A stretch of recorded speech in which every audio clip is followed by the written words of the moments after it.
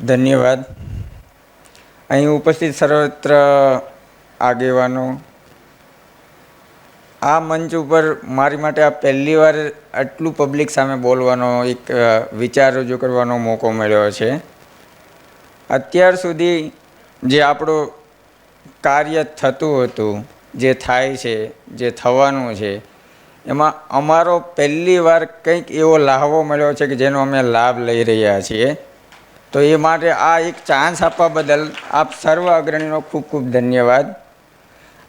આપણું મેઇન સૂત્ર છે હેલ્થ, વેલ્થ, હેપીનેસને કેન્દ્રમાં રાખીને વિચારોનું વાવેતર. વિચારોનું વાવેતર, જ્યાં સુધી એક સારો વિચાર નહીં આવે ત્યાં સુધી કોઈ સારું કાર્ય થવાનું નથી. એટલે ખૂબ ખૂબ અભિનંદન, ખૂબ ખૂબ આભાર સર્વત્રનો જે મને આટલા આ મંચ ઉપર થોડી વાર બોલવા માટેનો એક મોકો આપ્યો. હવે આજનો વિષય છે જીવન અને સરળતા. આપણે જ્યારે એક સમાજ તરીકે અહીંયા ઉપસ્થિત છીએ ત્યારે આપણા સમાજના એક સરદાર વલ્લભભાઈ, જે આપણા એક દેશના એક ઘડવૈયા તરીકે ઓળખાય છે, જેણે એક એમનો લાઈફનો એક પ્રસંગ તમારી સામે રજૂ કરીશ. સરદાર વલ્લભભાઈ પટેલ જ્યારે એકવાર એક ટ્રેનમાંથી ઉતર્યા, જ્યારે ભારત હજી આઝાદ નહોતો થયો, એ ટાઈમે એક ટ્રેનના આગળના ડબ્બામાં હતા. ડબ્બામાંથી જ્યારે ઉતરીને નીચે ઉતર્યા ને ત્યારે એમની સાથે થોડા કોંગ્રેસના કાર્યકરો હતા. કોંગ્રેસ ઓલરેડી 1947 પહેલાં પણ હતી અને તે એમાં એક એક્ટિવ કાર્યકર્તા કહી શકું કે મોટા નેતા ભાઈ હતા. પહેલાં ડબ્બામાંથી ઉતરીને એક પાછળના ડબ્બામાં બીજા નેતા હતા, તો એમની રાહ જોઈ રહ્યા હતા. સરદાર વલ્લભભાઈ પટેલ એમને થયું ચાલો હું એમની સામે જાઉં અને એમને લઈને આવું. પોતાની એક ટાઈમે જ્યારે એ પોતાની થેલી, આપણે પહેલાં થેલીઓ રાખતા, થેલી ખંભા પર નાખીને જતા હતા. એ દરમિયાન એક અંગ્રેજ રસ્તામાં વચ્ચેના ડબ્બામાંથી ઉતર્યો અને એમને લાગ્યું કે સરદાર વલ્લભભાઈ પટેલને એક એઝ અ કુલી સમજ્યા.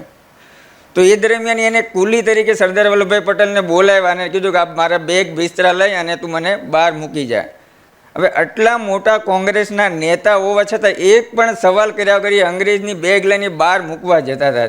ત્યારે લોકોએ આવીને કીધું કે આ આપણા એક કોંગ્રેસના બહુ મોટા નેતા છે. ત્યારે એમને અનુભવ થયો કે કેટલો માણસ સરળ અને સાદું જિંદગી જીવે છે, જ્યારે દેશનો આટલો મોટો નેતા હોવા છતાં.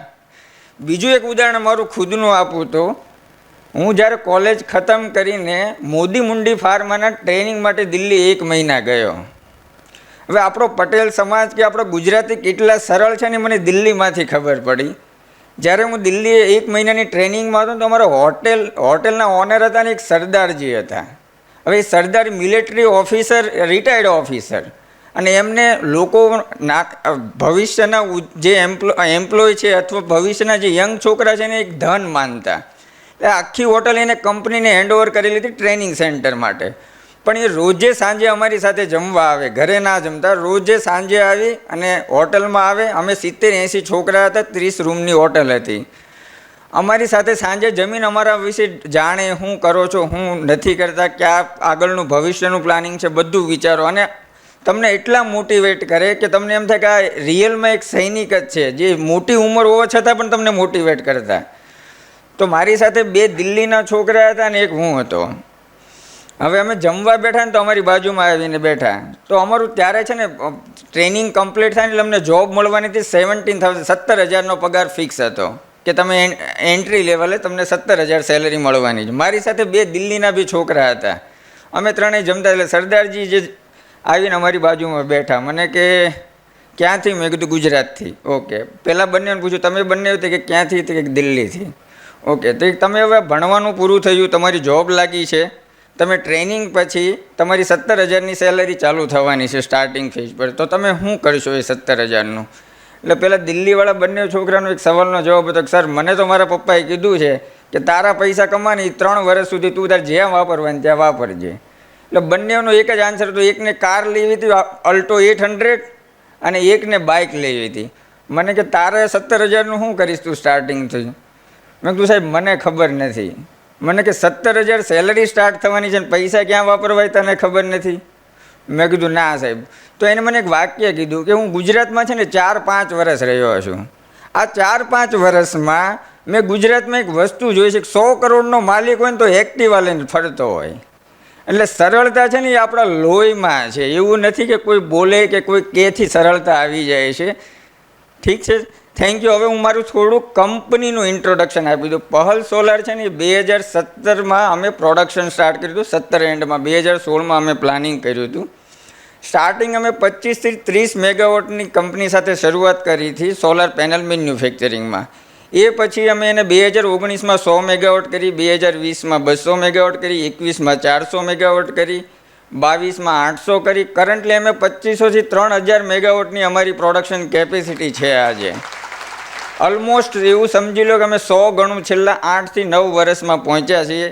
વિધિન 3 મંથ બીજું 1000 મેગાવોટનું અમે પ્રોડક્શન એડ કરી રહ્યા છીએ, એટલે અમે 4000 મેગાવોટ સાથે પહોંચીએ છીએ. અને દિવાળી સુધીમાં અમારું ટાર્ગેટ છે અમે પ્રોડક્શન કેપેસિટી 5000 મેગાવોટ સુધી લઈ જઈએ.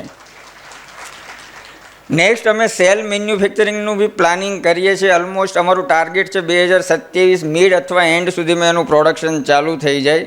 એલ્યુમિનિયમ ફ્રેમ અને રિબિનનું અમે હવે બેકવર્ડ ઇન્ટિગ્રેશનમાં જઈ રહ્યા છીએ. અમારું મેઇન ટાર્ગેટ છે 5000 મેગાવોટ સુધી મોડ્યુલ મેન્યુફેક્ચરિંગ, 2 થી 4 gigawatt solar cell manufacturing. Solar cell manufacturing એટલું ટફ વસ્તુ છે, જેમાં કેમિકલ પ્રોસેસ થોડી લેન્ધી છે, એટલે ટાઈમ કન્ઝ્યુમિંગ પ્રોસેસ છે.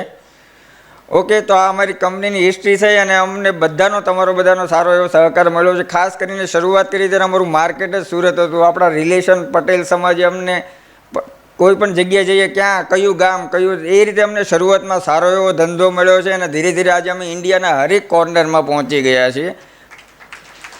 ઓકે, થેન્ક યુ સર્વત્રને. ઓકે, અમારું જોઈન્ટ ફેમિલી છે. મે બી આમાં ઘણાને ખબર છે. અમે 32 લોકોનો પરિવાર છે. એમાં મોટા ભાગને અત્યારે અહીંયા અવેલેબલ છે. અમારી 2 કંપની છે, એક પહલ સોલાર ને એક પહલ રિન્યુએબલ. પહલ સોલાર હું, મનીષ અને અમે બંને જોઈએ છે. તમારી બાજુમાં જ બેઠો છે મારો નાનો ભાઈ.